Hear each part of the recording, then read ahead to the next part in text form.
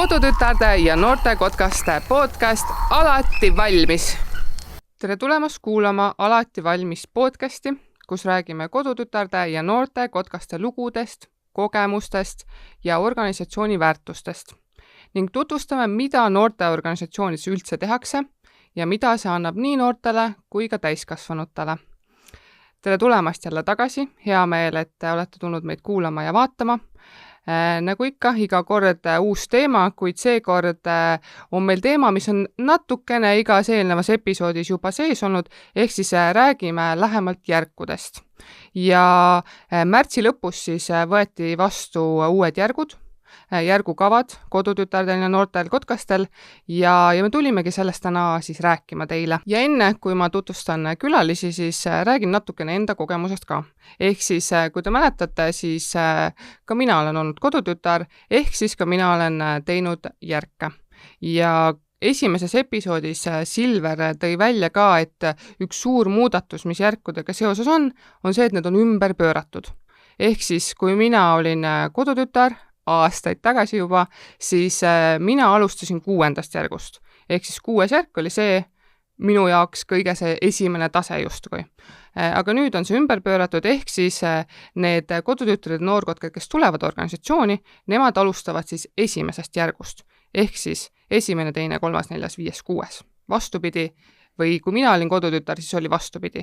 Et see on see muutus, mis on toimunud ja kõik siis kodutütred ja noored kotkad ja ka noortejuhid puutuvad kokku järkudega ja kõik, kes organisatsiooniga tulevad või on huvitatud sellest, siis ma arvan, et see on selline põnev teema, millest rääkida, vaadata, et mis see muutus seal toimunud on, miks need muutused üldse tulnud on ja vaatame, kus me jõuame selle episoodiga. Ja täna ma olen kutsunud siia 2 külalist, Kristel Altsar, tere! Tervist! Ja Kristjan Laubholts, tere! Tere! Ja teie siis olete need, kes on toimetanud nende uute järkudega, et nad tuleksid sellised, nagu nad on. Aga enne, kui me järkude juurde läheme, siis rääkige üldse enda teekonnast siin organisatsioonist. Kristjan, sina võid alustada. Nüüd, kui ma korra mõtlesin tagasi ajale, siis ma jõudsin järeldusele, et minu teekond hakkas umbes 15 aastat tagasi pihta. Et põhikooli lõpupoole hakkasin noorkotkaks ja sealt kasvasin edasi kaitseliitlaseks ja mõned aastad tagasi hakkasin ka noortejuhiks, et tegeleda uuesti järgmiste noortega. Ja Kristel, sinu teekond? Mul vist sai nüüd veebruaris 20 aastat, tundub, et 2006 vist, kui klassivennad noorkotkad esimest korda enda matkale kaasa kutsusid ja sinna mindud sai. Et jah. Ja selline huvitav fakt, et meie Kristeliga oleme koos olnud kodutütred. Ehk siis me oleme sama vanad ja me olime samal ajal. Ja tegelikult Kristjan toimetas ka samal ajal, lihtsalt teises malevas. Teises Eesti otsas, jah. Ja teie omavahel, ma sain aru, puutusite kokku ka? Ka noorliikme ajal, jah. Ja, me sattusime kokku noorliikmena ja siis läksin õppima, sattusime kokku ja siis tulevikus uuesti noortejuhtidena. No näed, see on see organisatsiooni võlu minu arust, et me puutume kokku inimestega, kellega muidu ei puutuks üldse kokku. Aga räägime natukene sellest, mis asjad järgukatsed üldse on. Mida see tähendab? Ütleme, et kui meid kuulab mingi noor või meid kuulab lapsevanem, kes mõtleb, et tahaks enda noort organisatsiooni panna ja need järgukatsed tulevad seal ka teemaks, siis mis see üldse tähendab, Kristjan?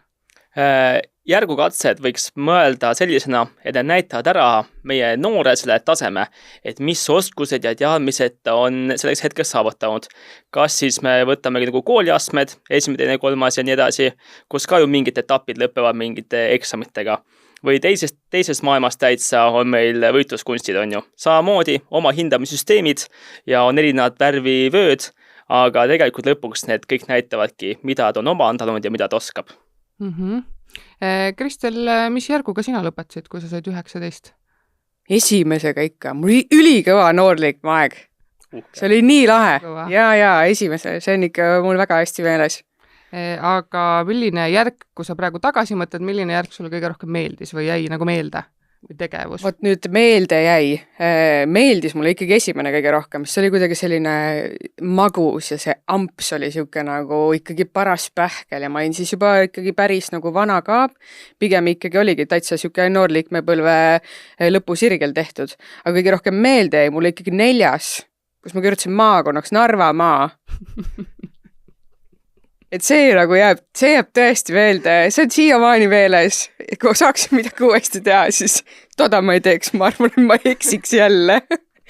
Kristel, kas sul on ka mingi selline mälestus järkude tegemisest? Minu mälestus on see, et mina liikusin tegelikult päris kiiresti noorliikmeks Kaitseliitu, kui ma 16 sain, sest meil ei toimunud kõrgemas astmes nii palju erinevat väljaõpet. Ja ma läksin just see moment üle, kui tegelikult numbreid veel polnud, kui olid pesapojad ja haukad ja üldse teistsugused definitsioonid. Räägi sellest natukene lähemast, sest ma arvan, et meil on võib-olla väga palju kuulajaid, kes ei saa midagi aru, mis sa praegu just ütlesid. Jah, et mingi moment oli niimoodi, et enne kui tulid need numbrisüsteemid, olid kotkastel järgud jaotatud 3 kategooriasse. Ja need 3 kategooriad läksid edasi veel erinevate linnukeste nimetustega. Ütlen ausalt, kuna see oli nii palju minu nooruspõlve alguses, ega see hetk oli suht ükskõik. Me lihtsalt käisime metsas, saime lahedad asju teha, saime väljaõpet teha ja vahepeal tegime ka mingeid eksameid. Et mina noorena väga tähele ei pannud, et mis taseme ma nüüd saavutasin. Et kuskil sinna kotkapoeg on äkki see viimane asi, ma mäletan, et ma vist sain kotkapojaks. Mingi guugeldage, äkki leiate üles ka neid kotkapojad ja mis kõik seal veel olid.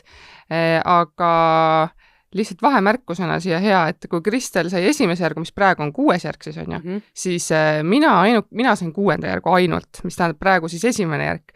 Mõlemad oleme täitsa okeid inimesed. Ja meil oli koos ka tore ju täitsa olla, ja ikkagi käisime samades laagrites, samadel matkadel, tegime täpselt sama asju. Jah, et need järgud justkui tegelikult ei defineeri sinu arengut organisatsioonis. Need on need, mis aitavad seda kujundada ja kindlasti minul olid need oskused ja teadmised olemas, mis olid kõrgemates järkudes. Lihtsalt ma ei teinud neid teste, ma ei teinud neid ülesandid, et keegi pidi nii-öelda justkui vaatama, et jah, et sa oskad seda, jah, sa tead seda, aga võimalused on täpselt samasugused kõikidel. No absoluutselt, olgem ausalt, aeg oli ka ikka selles mõttes ikka täiesti teine, on ju, et kas see järku kavade täitmine, see nii-öelda minimaalse meie baas väljaõppe nii-öelda ka selle järjepidevus või siis nii-öelda trackimine on ju üldsegi noortehi poolt, see üldse, kas see oli niimoodi, see tegelikult ei olnud.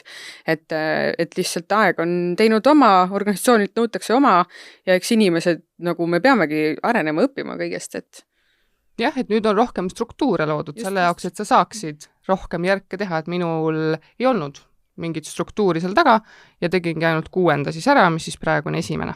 Jah, ja ka me polnud riiklikud sükest, süsteemsus ka, et praegu ikkagi päriselt riiklikud, me jälgime sama asja ja toimetame ja noortejuhtide baasi on ka nii palju kasvanud, meil ongi väga palju erialad spetsialiste ja toetajaid, keda see hetk tegelikult ju polnud, kõik oli arenemas.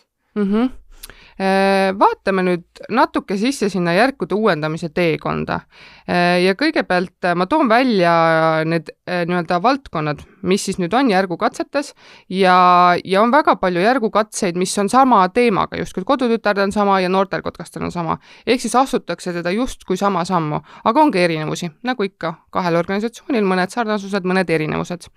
Ja kodutütard ja noortel kotkastel koos mõlemal on sees riigikaitse, matkatarkused, ohutus, ühiskond ja kehaline aktiivsus.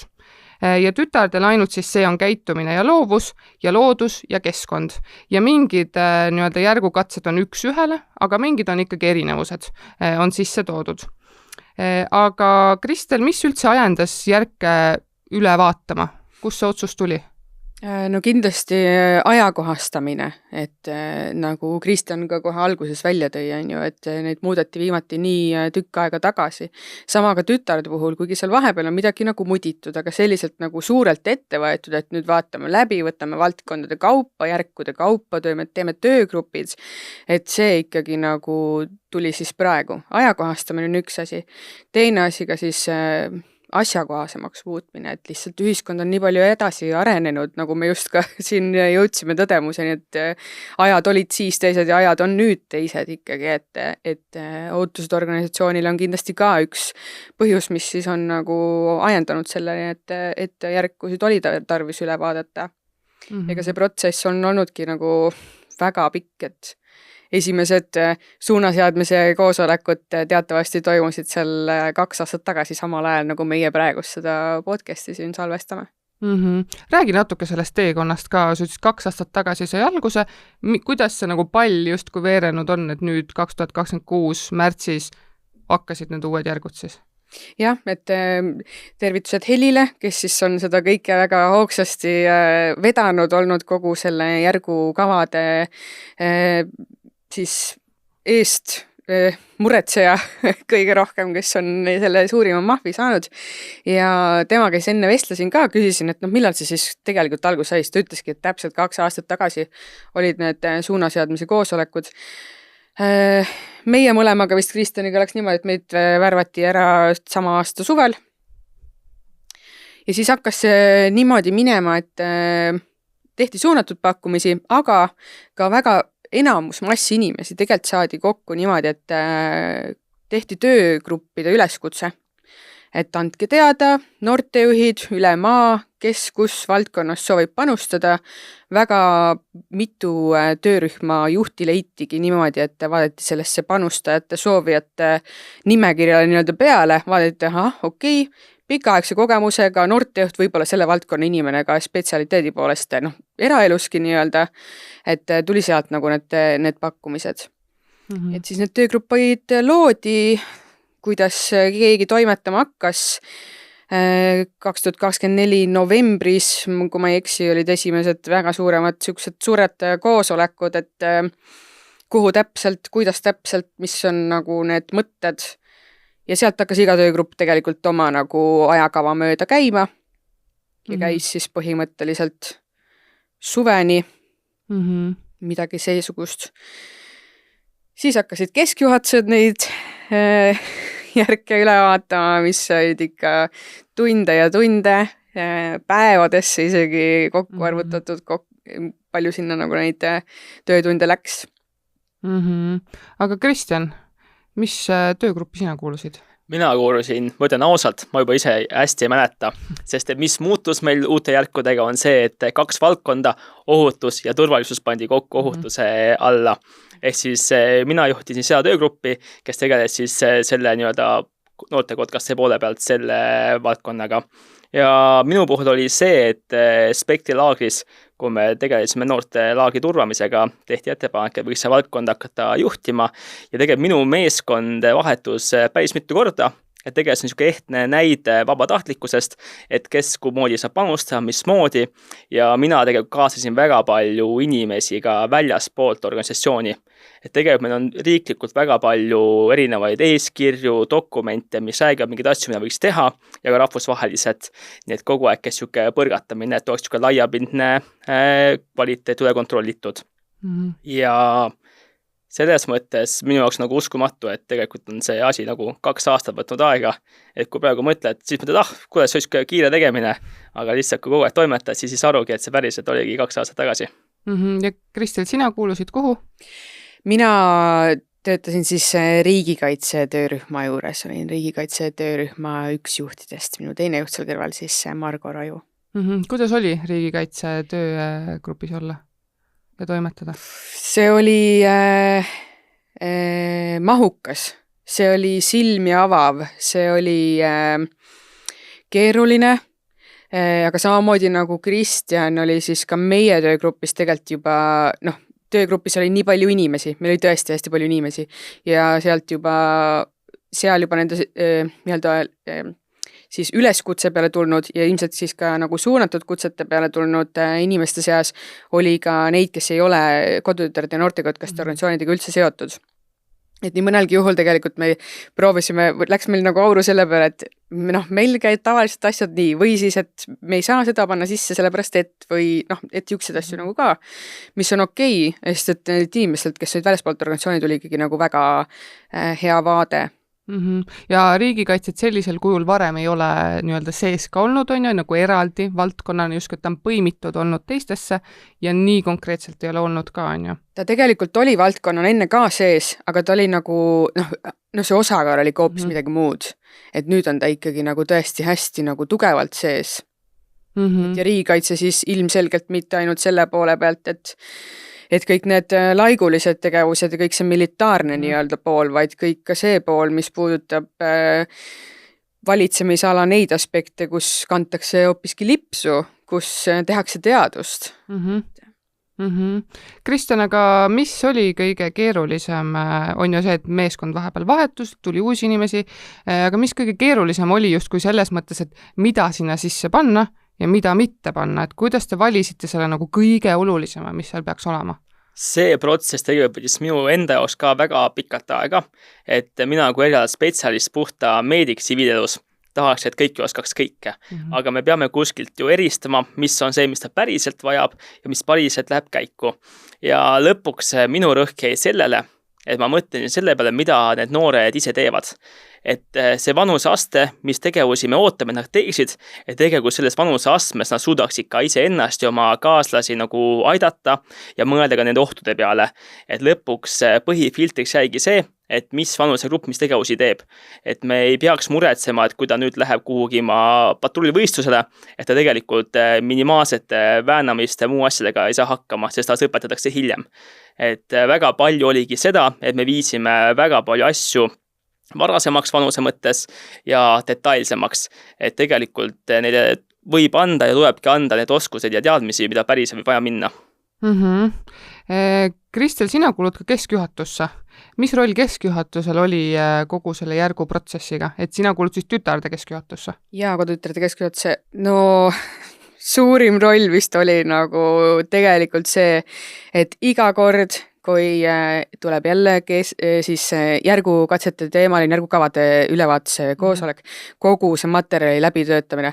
No mina ikkagi selles mõttes olin vähemalt eelisseisus, et mul oli üks valdkond hästi selge, aga kõik see ülejäänud, et ega samamoodi Kristjani valdkond ohutus, meeletult mahukas valdkond, teine kõrval matkatarkused, samamoodi väga-väga mahukad katsed, mitte pisendada käitumist ja loovust seal kõrval või loodustemaatikaid, et need kogu järgukavad nagunii ongi mahukamad, et võib-olla see keskjuhatuse roll seal juures siis oli kõige rohkem võib-olla jah see, et anda siis nagu see esmane filter võib-olla. Kõigepealt see esmane filter, et siis ju, kui oli meil 3 sellist koosoleku ära olnud, et me olime tõesti hommikust õhtuni koos, me isegi saime vahepeal söövas käia võib-olla mitugi korda süüa selle aja jooksul, sest tõesti päevad olid nii pikad, oma need vaidlused peetud seal igasugused igas teemas, me vaatasime neid järke siis üle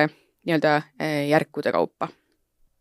Et me ei võtnud valdkonnapõhiselt, et ei lammutanud kõigepealt siis näiteks riigikaitset või ohutust või teisi valdkondi, vaid järkude kaupa.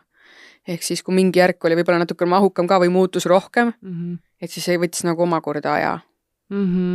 Ehk siis ülikeeruline protsess, et jõuda nagu nüüd siia märtsi, et see asi ära kinnitada. Jaa, no alguses oli see esimene nii-öelda see filter ja see, mingil määral ka see reha on ju, ja siis saadeti tagasi ju töögruppidele, kes omakorda siis veel natuke parandasid, võib-olla nokitsesid, siis ju noored, siis maakondadesse ja siis uuesti keskjuhatusse.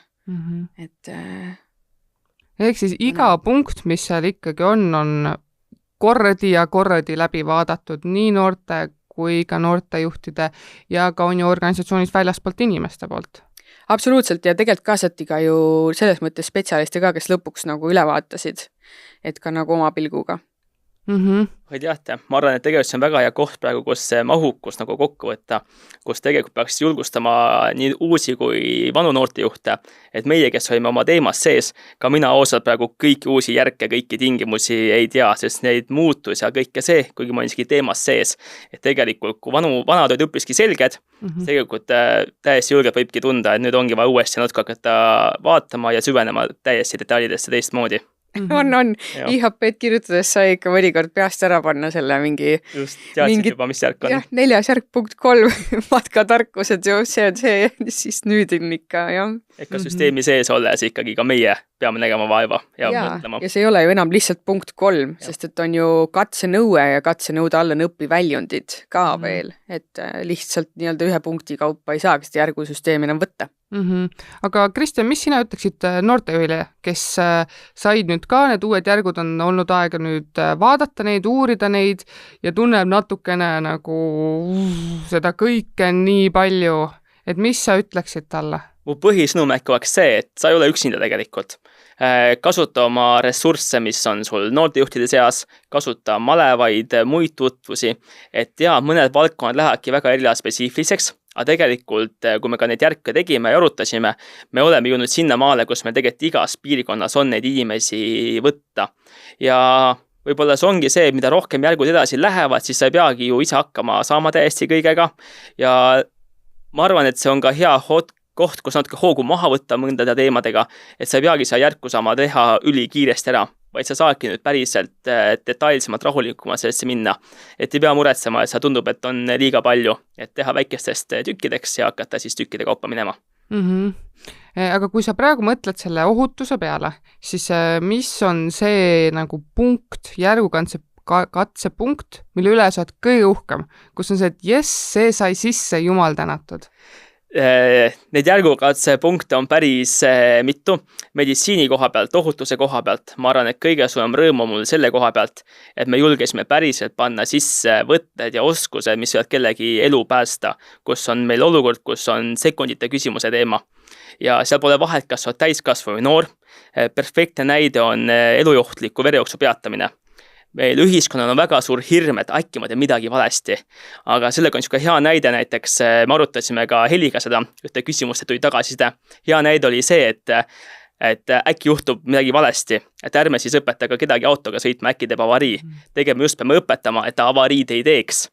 Et rahvusvaheliselt üle maailma on miljonid inimesi õpetatud verejooksu peatama ja tegelikult see noor saab ka sellega väga hästi hakkama, kui ta õigesti õpetada. Ja üldiselt järkudes mul on võib-olla kõige rõõm esimese järgu üle, kuhu on pandud sisse punkte, peab oskama kingapaelu siduda.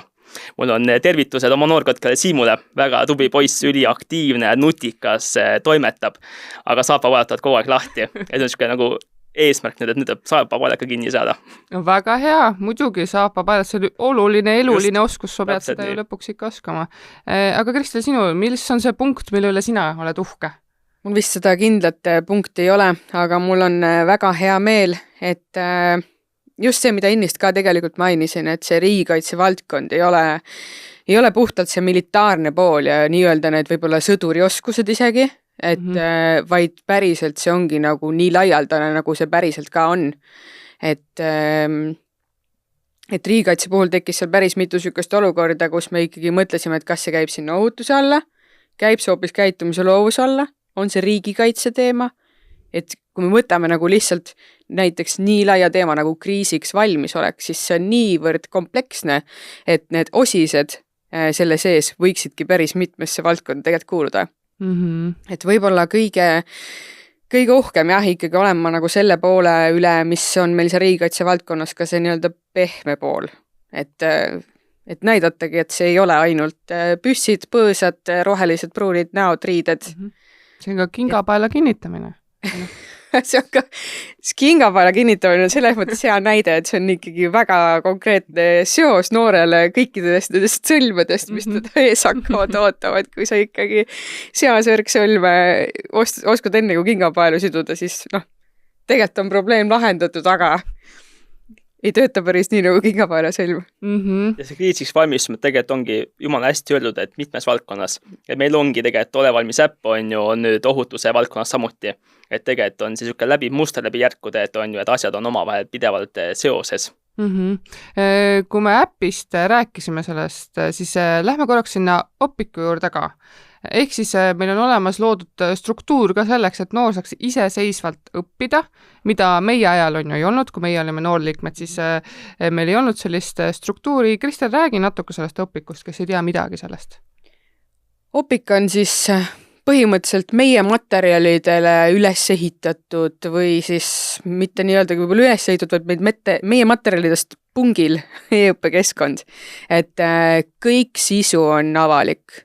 Et see on tegelikult ka väga hea neile, kes võib-ollagi ei olegi veel meie liikmed, et omal käel tutvust teha, lihtsalt Google'isse sisse toksida ja leiab meie kõik need järgukatsed, sealt ilusti üles punkti haaval, mis järgus mida, et nüüd muidugi on käimas juba kõva töö ja mais isegi valmibki juba esimese järgu siis nii-öelda uuendatud versioon, aga need vanad materjalid nii-öelda jäävad ka kättesaadavaks, vana järgukavade materjalid siis. Kristjan, kas sina neid ülesandeid oled seal teinud Opikus? Jaa, mina mingis mõttes jumalan seda keskkonda. Esiteks on see, et paljud koolid nagunii kasutavad, nii et see on tuttav keskkond nii õpilasele, õpetajale, lapsevanemale ja seal saab väga palju ressursse kasutada nii-öelda individuaalse õppe jaoks. Et täpselt ajad on natuke muutunud, on mingid asju, mida sa üks ühele võib-olla üle ei saa kanda, on ju, ja nüüd asjad ka ametlikud ka muutuvad, aga ta on niisugune väga hea tööriist ka alustava noortejuhile. Et kui sa ei teagi, kust minna, siis see aitab sul kust minna, aitab sul pidada võib-olla nii-öelda rühmapäevikut, orienteeruda, piltimaterjalid, videomaterjalid, kõik nagu niisugune alustav pakett on seal olemas. Ehk siis julgustame kõiki sinna minema, vaatama sinna, piiluma, mis seal on, et isegi kui ei ole seal need uued järgud kõik veel sisestatud, siis need vanad ei olnud halvad selles suhtes, seal olid ka väga palju tähtsaid ja vajalikke oskusi ja teadmisi, mida õppida. Just, sa saad ju teha interaktiivseid eksameid seal on ju, kus on kohe õige vale vastus, täidetavad küsimusi asju, et tegelikult sa saad aga testida oma noort niisuguse lihtsa meetodina. Kristel, aga mõtleme korraks sellele ajale tagasi, kui me koos noorliikmed olime. Mõtleme. Ja nüüd on need uued järgud, siis mis järku sina tunned, et tahaks noor Kristel teha? Esimest. Ei, kuuendat. Nüüd muidugi nüüdset kuuendat, jaa, kindlasti. Ja just sellepärast, et mul on nüüd nii hea öelda, ma enam ei ole ringkonnavanem, ma oleks noor, ma läheksin ringkonnavanema juurde, tõmmaks teda seelikust, siis tahaks esimest järku teha, aga ma tahaks seda N-rockina teha. Siis ta saaks mõtlema hakata, et kuidas see mingi aktiivne Kristel kuskile N-rocki võimalus luua, et noh, see tundub siuke nagu põnev. Seda tõesti tahaks teha nagu. Räägi korraks, mis see N-rock on, kes ei tea sellest midagi. N-rock on siis noorliikme riigikaitseliste oskuste kursus ja see on põimitud niimoodi sinna järgukavasse praegust sisse, et 6. järku oleks võimalik siis seda sooritada läbi N-rocki kursusel läbimise riigikaitse siis nagu osa. Et muidu on seal ka teine variant loomulikult, et tegelikult see N-rock ongi nagu alternatiiv. Et me oleme lihtsalt leidnud, et nii palju või õigemini või nii vähe, kui seda võimalust on olnud noortel sellel kursusel osaleda, on see ikkagi nagu nii mahukas, nii suure kaaluga, et need punktid, mis sinna välja toodud, need saavad ilusti kaetud. Väga põnev, ma loodan ja ma tean juba noori ka, kes on seda N-rocki läbinud ja neile on väga meeldinud. See on teistsugune ja see on põnev ja see on niisugune uudne lähenemine justkui. Absoluutselt. See on täpselt nendele noortele ka, kes on siin, kes võtavadki maksimumi, kes pigistavad sellest noortevist ja endast kõik välja, mis saab. Et võib-olla see ongi selline see N-rock siuke mõnus selline riigikaitse poole väike kirsike seal tordi peal. Kristjan, sina siis, mõtle nüüd, noorliige Kristjan, mis järku sina, mis sind kõige rohkem köidaks? Tegelikult mind ausalt köidaks ka nüüd see N-rock, sest et mina kui kunagi läksingi üle, siis meil puuduski võib-olla siuke 16-aastasena siuke väljund, et kus tahaski ennast nüüd maksimum võtta, kõik panna mängu, et see oleks siuke võib-olla viis, kuidas ka iseennast panna proovile.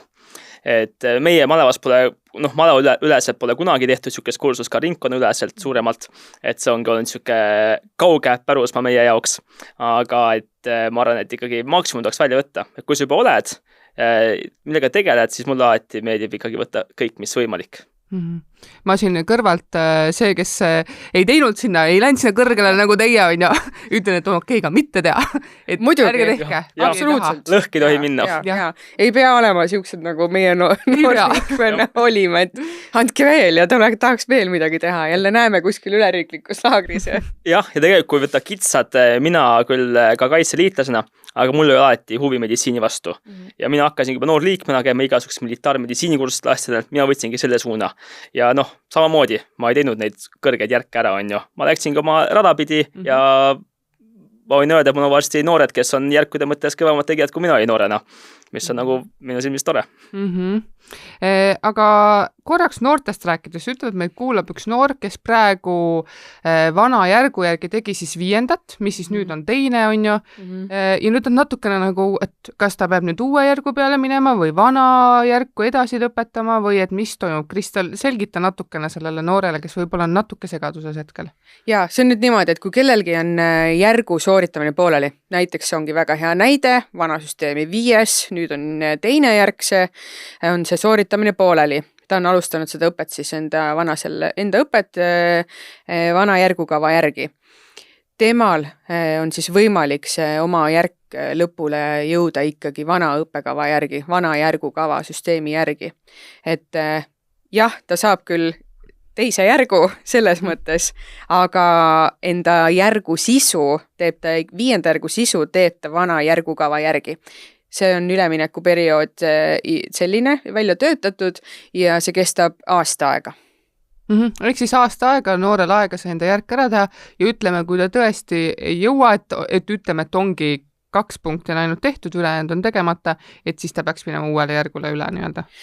No jah, et ma arvan, et ega see lõpu fikseerimine teatud mõttes ikkagi tõenäoliselt saab olema nagu gramm paindlik, et kui tal tõesti seal mingi 1-2 mingit punktikest on nagu puudu, siis lastakse tõenäoliselt tal ikkagi see ära lõpetada, sest põhiosa on ju tehtud selle vana õppekava järgi, aga üldiselt on jah suunis see, et järgmise aasta 1. kvartali lõpuks on kõik, kellel oli pooleli midagi, on ära sooritanud. Kui nüüd vahepeal keegi ära teeb oma järgu, näiteks see 5. järgu tütar või kotkas saab oma järgu tehtud, siis järgmist järguõpet võiks alustada juba siis uue kava järgi. Kui palju teil selliseid noori on, kes praegu on 2 järgu vahel nii-öelda? Meie isiklikult oma seal tuleviirühmas lõpetasime eelmise aasta lõpus suht enamus järkudega võtmisega ja tegelikult olles siseväesüsteemis sees, siis me olemegi natuke juba suunanud sinna uute järkude poole, et olemegi oodanud, kuni see asi läheb kõik nagu stabiliseerub ja võtame siis uuest lehest lähme edasi. Et tegelikult see on ka võib-olla see koht, kus noori julgustada, et ei pea muretsema, et aga mul on vana süsteemi järgi tehtud ja sõlba nüüd on uue süsteemiga, et kas ma olen selle tõttu nüüd kehvem. Et kindlasti sa kehvem ei ole ja kui sa lähed järgmist järku omandama, siis sa nagunii pead võib-olla mõned asjad eelmises järgus natuke üle vaatama, üle kontrollima, et detailsemalt aru saada ja hakkama saada. Et lõpuks jõuad ikka täpselt samasse kohta kohale. Kristel, aga kuidas noortele need uued järgud meeldivad? No mis ma salgan? Alustuseks ikkagi oli see pataka kättesaamine üks paras šokk. Tegelikult oli, et me andsime Tartus siis sellise võimaluse noortele, et nad said osaleda siis me tegime nii-öelda järgukavade ülevaatamise õhtuid ja me andsime noortele võimaluse seal osaleda ja neid noori tuli. Ja mingil määral jah, oli ikkagi nagu ehmatus, et kõik see, mis enne just kui oli vabatahtlik, on nüüd nagu kohustuslik. Et ja tegelikult on ju, tõesti, mis on ka mitu korda siit täna juba läbi käinud, on ju see, et nii suur maht on lihtsalt nii palju suurem, nii palju detailsem, nii palju võib-olla spetsiifilisem mingite nurkadelt on lähenemine. Aga ka oluliselt võib-olla praktilisem. Et ma arvan, et eks iga uus asi tahab nagu veidi rohkem seda harjumist. Ülemineku aeg on tõenäoliselt väga tervitatav periood selle jaoks ka. Et ma usun, et laabub ja ma arvan, et on nagu, mis ma arvan, ma tean, et on väga palju neid noori, kes näevad ikkagi nagu, et parem. Muidugi on parem, et on detailsem, ongi nagu rohkem võimalusi, rohkem midagi, mida juht siis jälle pakub ja juhil endale ka ideid rohkem võib-olla võtta konkreetselt. See on õpiväljund, see on katsenõue, siin on need õpiväljundid. Ma usun, et ka noore jaoks ikkagi päeva lõpuks selles mõttes on ikkagi toredam. Kristjan, aga miks üldse tasub järke üleüldiselt teha? Ma arvan, et järgu tegemine on esiteks on ta kvaliteedimärk, sa saad päriselt kinnituse, et sa oskad ja see, mida sa oled teinud, omandanud, sa päriselt saad sellega hakkama. Ja teine on selle tõttu, et järkude tegemine on niisugune loomulik õpiprotsess. See kogu aeg arendab siit edasi nii inimese ja isikuna, et sa õpid erinevaid asju tegema, sa õpid vastutama ja tegelikult mida rohkem see järk kõrgemale läheb, seda rohkem on su enda huvi ja su enda tahtmine, et seda järku teha on see, mis edasi viib. Et inimesena teeb sust, ma arvan, tugevama organisatsioonis osaleja. Kristel, kui sa peaks ühe lausega ütlema noorele, et mis see järk talle annab? Ühe lausega. Kristjan tegi sellise pika selgituse. Sina pead nüüd ühe lause, sulle niisugune väike väljakutse ühe lausega. See teeb sind võitmatuks. Väga hea, super. Aga kui me läheme sinna protsessi juurde korraks tagasi, siis mis oli teie jaoks see kõige, ma ei tea, tähendusrikkam või olulisem asi selle protsessi juures? Kristjan, alustame sinust. Tähendusrikkam ja olulisem. Päris hea. On ju, see on nii tiip nüüd, et ma tujun välja sellest. Ja. Aga tead, ma arvan, et kõik olulisem oli see, kui me nägime seda esmast paketti, kui kõik asjad olid koos. Et tegelikult see ühine nägemus, et see, et tegelikult me peaksimegi edasi arenema ja tegema seda asja veel detailsemalt. Et ma arvan, see on see kõige olulisem, sest et me ka noorte poolt vahepeal kuulsime, on ju sama nagu Kristel ütles, et kas mingit asju on vaja, aga tegelikult seal tulebki võib-olla mängu see noortejuhi roll, et seletada, miks sul on seda vaja. Et just seda visiooni kaugemale ja need kõige olulisem ongi see, et need järgud toetavad seda visiooni kaugemale. Kristel, said natuke mõelda? Jah, sain ja mul juba oli nii palju mõtteid, et ma nüüd ei oska valida. Ma olen väga nõus selle mõttega, et tegelikult nagu ülisuur väärtus on loomulikult see, et kõik on samal lainel, need on vaja muuta ja noortejuhid ju üle Eesti. Et me tõesti tulimegi keskpõrandale kokku ju igast Eesti paigast. Aga võib-olla selles mõttes nagu on ikkagi võib-olla noortejuhi vaates minu enda jaoks, nagu minul endal oli seda vaja. Et mulle noortejuhina, mul oli seda vaja, et oleks ikkagi võib-olla natuke mingid asjad täpsemalt, mida siis ikkagi, kuidas, kui palju, mis piirini, et ühest küljest on see järkude süsteem ja järgukavad ise justkui nagu miinimumprogramm, et juurde saab ju kõike alati, et ei ole ju küsimust. Aga mis see meie miinimum täna on? Et maailm nõuab meilt järjest rohkem, ühiskond nõuab meilt järjest rohkem. Ja ma arvan, et kui meil on noortejuhtidena ikkagi sees selline ka uuenduslik, detailne, kohati keeruline ja vajabki juurde õppimist, mis on okei, siis ma arvan, et see toob ainult nagu ühele noortejuhile pigem ikkagi kasu. Kristjan, aga mis üllatas sind selles protsessis? Mind võib-olla üllatas kõige rohkem see, et kui keeruline tegelikult on neid inimesi ja meeskondi kokku saada. Et oma seltskonnas, oma piirkonnas toimetad värkis täpselt keskus, milline on, siis see riiklikult pikk protsess on ikkagi päris keeruline, et seda kogu asja käimas hoida ja olla ühel lainel. Et see juba üllatas mind kõige rohkem. Kristel, mis sind üllatas? Mind ühest küljest üllatas see, kui vähe ma ikkagi tegelikult riigikaitsest tean. Ma arvasin, et ma olen pigem ikkagi selline võib-olla keskmisest nagu rohkem. Aga teisest küljest üllatas mind see, kui altilt me tegelikult ka võtsime vastu kõik need riigikaitse muudatused. Et need laskmised seal sees on, et on sees soomustehnika, et need on ikkagi suured asjad, mida juurde õppida. Et mul on hea meel, et me kollektiivselt andsime nagu nii suurele muutusele, detailsuse astmele rohelise tule. Me hakkame vaikselt kokku tõmbama, aga lõpetuseks, mis te selle protsessi kohta võib-olla võiksite noorele just öelda? Et noor, kes tunneb näiteks hetkel, et nii keeruline on, nii palju on tema jaoks, seal kool on seal kõrval, hobid on seal kõrval, enne need järgukatsed olid selles mõttes ikkagi lihtsamad, kergemini tehtavad ja nüüd ta mõtleb, et ta väga-väga tahab neid teha. aga et nii keeruline on, siis mis te sellele noorele ütleksite, Kristjan?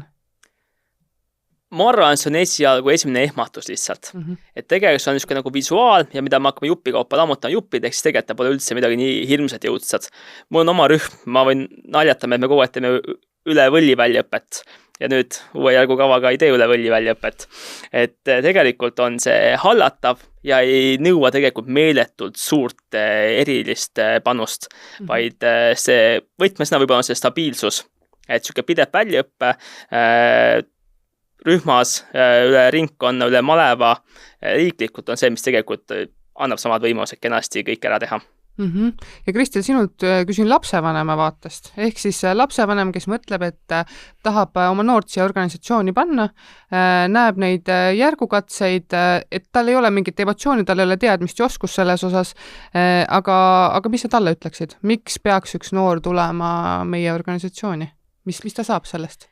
Just järgukavade vaatest võib-olla see, et tegelikult need, ma ütleks, et need noortehoid on ikkagi nagu nii tublid, nii südamega asja juures, et ka need järgukavad, ka need punkti haaval läbimised ikkagi nagu põimitakse niimoodi kenasti õppetöösse, väljaõpetesse sisse, et võib-olla ei pane see noor tähelegi, et ta nüüd täidab mingit punkte järjest, on ju. Et tegelikult see käibki nagu nii siukselt voolavalt ja hästi nagu võib-olla kergemalt isegi, kui see paberi peal välja näeb. Jah, et see ei ole ju klassitund, see ei ole istume ja nüüd õpime kõik, vaid et see pigem on, teeme praktiliselt läbi, et me ei õpi paberi peal, kuidas seasõrge teha, vaid et me päriselt saame selle nööri kätte ja harjutame üheskoos, on ju. Ja noorele, mul nii meeldis see küsimus, nii et ma pean võtma endale vabadust, ma vastan sellele ka, et võt sellele noorele, kes nüüd mõtleb, siis ma ütleks talle hoopis selle nurga alt, et kui ta nüüd 15 aasta pärast, võib-olla 10 aasta pärast uuesti hakata üle vaatama ja sina noor oled noortejuht, võib-olla sa oled keskjuhatuse liige, võib-olla sa oled mõne töögrupi liige või kuidas iganes seda süsteemi tookord tehakse. Tol korral siis uuel korral tegema hakatakse, siis ärge kartke. See oli 15 aastat tagasi aastal 2026, kui keskkogul haamer ära löödi, ka väga raske ja iga rea peale tuli kellegi mõtteid, iga rea peale tuli kommentaare, et igal juhul tuleb edasi minna ja toimetada ja see on olnud siis, kui neid järgukavasid viimati muudeti, oli see töö raske, see oli nüüd raske, see saab olema ka tulevikus tõenäoliselt raske, aga pole midagi teha, tuleb teha ja tuleb olla julge ja ma luban olemas olla sellele noorele. Ja see kõik on ju noorte vaatest. Me pole teinud niimoodi, et me noortejuht tahaks teha niimoodi või selle mõttega, ma viitsi seda õpetada, või see on mul lemmikteema. Ja tegelikult on täpselt see, et me oma tegeleme noortega, et mis nende potentsiaal on, mis me tegelikult näeme, et me laseme selle potentsiaalis ärada. Nii ilusad mõtted siia lõpetuseks. Kas te tahate veel midagi lõppu öelda, enne kui tõmbame kokku? Ma tahaks võib-olla seda öelda, et mul on kuidagi siuke võib-olla ohutuse teema ja riigikaitse teema, et just riigikaitse võib-olla see pool nagu ikkagi, mis sa teed? Ikka pakitseb natuke rohkem ja keskjuhatuse liikmena ka ikkagi kutsuks üles noori avaldama oma arvamust selles osas, et tahaks saada rohkem teada, just teada, ja kogemusi, et meil on täna ju tegelikult ikkagi süsteemis sees kõik võimalused loodud. Minna sinna väeosasse, minna kuskile asutusse külla, mis iganes valitsemisala ju organitesse, organisatsioonidesse, et käia, tutvuda, kogeda, utsitada oma noortejuhti, kirjutame IHP-d, kirjutame notti, teeme seda, teeme toda. Et võib-olla see et julgustada ikka veel ja veel, sest et see on nii üürikese noorliikme aeg. Ma arvan, et ma annaks kõik siin ei tea mida, et saaks teha ühe suvelaagri niimoodi, nagu sai kunagi seda teha, et... Kristjan, kas sa tahad ka midagi lisada? Ma võib-olla lisaks noortejuhile, et ohutuse koha pealt, et kui sa tunned, et midagi on liiga keeruline, on vaja materjale, abi, mis iganes, siis ma võin olla see tugi, et võtta ühendust ja vaatame tegelikult, mis me üle Eesti ära saame teha, et tegelikult kontakte on igal pool. Kristjani telefon ja meil on punane varsti, kõik kirjutad. See on nagu nii punane. Aga aitäh, et kuulasite ja vaatasite meid.